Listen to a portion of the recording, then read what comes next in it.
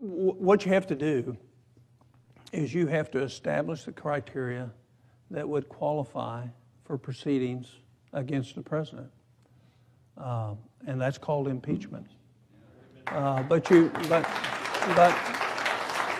that, you know, that's not something you take lightly, and you have to use a historical precedent of what that means. You know, I think there's some intended violation of law in this administration, but I also think there's a ton of incompetence of people who are making decisions. You know, in Homeland Security, 15 of the 17 top spots right now are empty. And I would just tell you, a general portion of the nominees are absolutely incompetent. Even if they're incompetent, I mean, the IRS forces me to abide by the law. Yeah. Whether I'm incompetent. Yeah. No, I agree. And so my little wiggle out of that when I get that written to me is, I believe that needs to be evaluated and determined, but thank goodness it doesn't happen in the Senate until they brought charges in the House. So I think those are serious things, but we're at a serious time. And so whether, I don't have the legal background to know if that rises to high crimes and misdemeanors, but I think they're getting perilously close as terms of, I can just, let me share with you. You know, I had USCIS employees. These are the people that do the background investigation on immigration.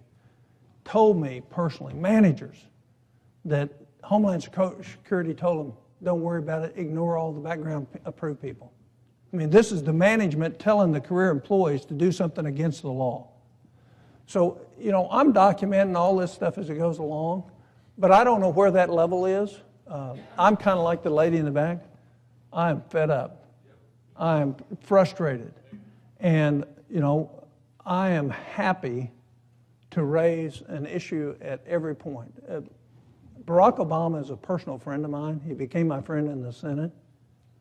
But that does not mean I agree in any way with what he's doing or how he's doing it. And I, quite frankly, think he's in a difficult position he's put himself in. And if it continues, I think we're going to have another constitutional crisis in our country in terms of the presidency. Do you think his failure to enforce the Constitution is trickling down to the other agencies? Oh, sure. It's not just his failure to, look, I'll make this point. The rule of law is the one thing that this country has better than anything else. The rest of the world looks at us and says, that's the glue that holds them together. Because no matter whether you're poor, a minority, rich, insider, outsider, you have this gentleman in the back who will defend you and make sure that your side of the story gets told. And when you have an administration that undermines the rule of law, here's what happens. The next time I'm at a decision point on the rule of law, I say, well, gosh, if the administration doesn't have to follow the law, and the president doesn't follow the law, and my senator doesn't follow the law, why should I? And all of a sudden you have a declining, crumbling republic.